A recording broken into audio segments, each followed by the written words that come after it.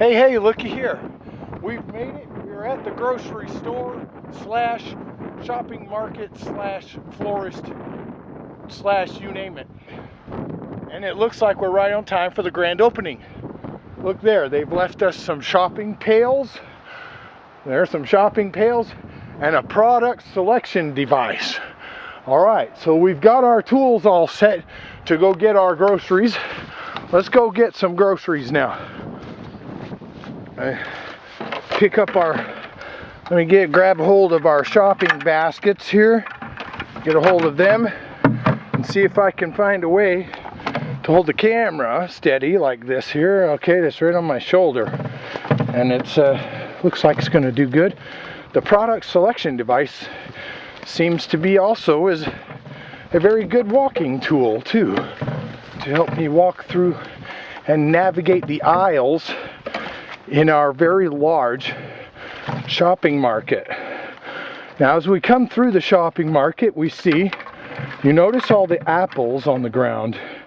Apples are very good, especially at this stage when they're nice and rotten and messed up. That's perfect for what I'm going to be using them for, but I won't be worrying about getting them right away.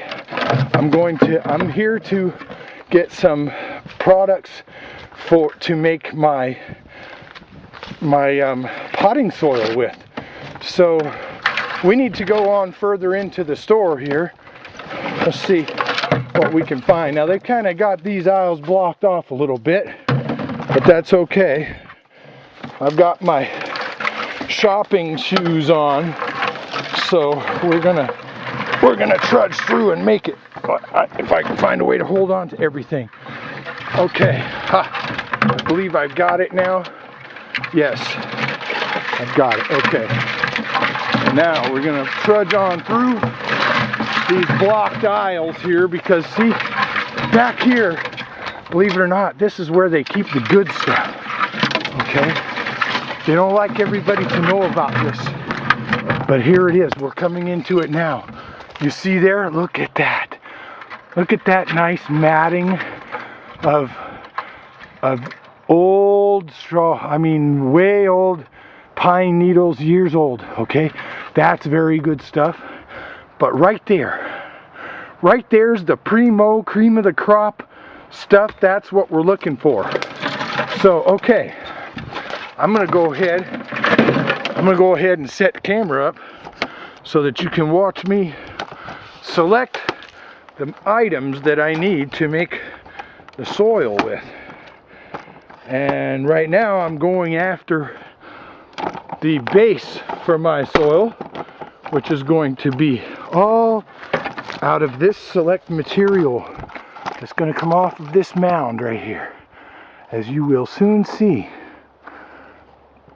I'll show you how I dig that up and select it. And I want to get some of the living stuff and a whole bunch of the not living stuff. Okay, but first, to start out with, I'm going to go ahead and get some of the living stuff. Alright, let's get rid of all of these aisle blockers here. Stagnators, they're sitting in the aisle blocking everything up. Slows everything down, see? Now, here, the good living stuff there. I want some of that. Yes. Good living stuff. Want a whole bunch of that. This is peat moss, by the way. And look here, it's a nice mound of living peat moss. Nice singular mound there. That all goes in there, just like that. And hey, you see, even there's some other stuff that's in here too. That's not just peat moss. There's other stuff as well. And there's sticks and all kinds of good stuff to put into our potting soil. These I'm looking just for living, the top stuff that's on top of here right now. All the living stuff is going to go in here. Much of it as I can grab right off top of here. I think I'm going to clean this shelf out, you know. there's a lot of good stuff here. And I think I'm going to clean this shelf right out. So, but it's okay. This is one of the world's largest grocery stores slash supermarkets slash florists. Greenhouses. This is a big one. This is, by God, a big one. So now I've got all of my good living peat moss in here. I want a bunch of it. A bunch, because when I'm finished with it, it's gonna be cooked down there. I've got to bake it, I've got to dehydrate it and crush it, and there's quite a bit of stuff to do to it before it's ready to be soil. So I just want to get a bunch of it. Get a bunch of it. There's no such thing as too much, because I'm forever producing medicine. I'm forever in need of potting soil. So there isn't really too much, especially since we're in the late fall now, and pretty soon all of the good potting soil ingredients in this store are going to be all covered with white stuff, and it would take an awful lot of extra tools and shit to come out here and get it then. So I'm not going to waste any time here and go ahead and get most of what I need for a good while right here while I'm at the store. I don't have to make several trips that way. See, and I got a nice big bucket here. By the time I get this nice and packed, there's going to be plenty in here to make some good soil with. Now, most of the reason why it has to be all baked and everything is because, well, 3 reasons. One, you don't want any kind of bacteria and molds and, you know, stuff like that in there. 2, you don't want insects or their larvae in there. And 3, you don't want any kind of diseases. So now I've gotten pretty much all the living stuff off the top of my shopping aisle here. I want to get as much as I can. Now, I'm not going to play around, you know. I want a bunch, and I ain't worried about the sticks and stuff. They can all go in there too. That's all good stuff to make soil with. Okay? So, now I think I'm getting to a point where I'm packing it in there, so that's getting to be almost enough, I think, for now. Be able to make a nice batch of see how this stick just breaks right up into pieces? That's good stuff. You want that. You want any rotten wood, sticks, branches, all kinds of stuff to put in there. Oh, looky here, I almost missed a whole bunch of good living stuff over here. I want to clean it out. I'm the only one that's going to hit this shelf this year, so might as well clean it out. Right? So, and there's some little trees growing in here, but I'm going to pull them out because I'm going to be destroying them anyway. And believe me, there's lots of trees growing around here. I'm not hurting anything by pulling those little ones. Right there. Not hurting anything at all. Pull those out. I just don't really want them into my soil mix. Now, I have pulled up a whole, what I will call a whole shitload of good living peat moss. This is living, remember? Living, and then there's all kinds of sticks and stuff in there too. A good living peat moss right there, okay? Now, I'm gonna put this one aside. this basket is full.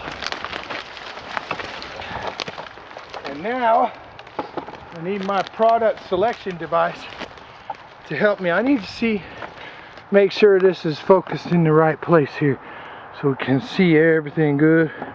I suppose you can. Yeah, I suppose you can see. Okay. Now, you see all this really dark stuff under here. I'm going to take my product selection device and scrape this up.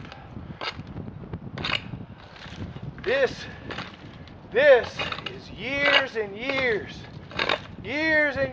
worth of old, dead and decaying peat moss and forest stuff that's all underneath this nice growing peat moss under here. It's good stuff. This is really good stuff. Okay, there's your soil. There's your good soil. There's only a couple things, once I have this all mixed together the way I like it, there's only a couple things really that I do like to add to it. It's like vermiculite and perlite. Is to oxygenate the soil and make it more, you know, friendly, root friendly. So, holy cow, look at all this nice product here. Oh my God. That's lots and lots of potting soil. Get all these root things out of here, because that's stuff we don't need.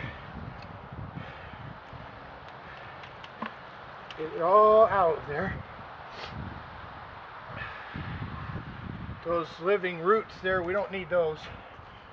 And hard sticks, things that aren't quite decaying yet, get them out of there at this stage.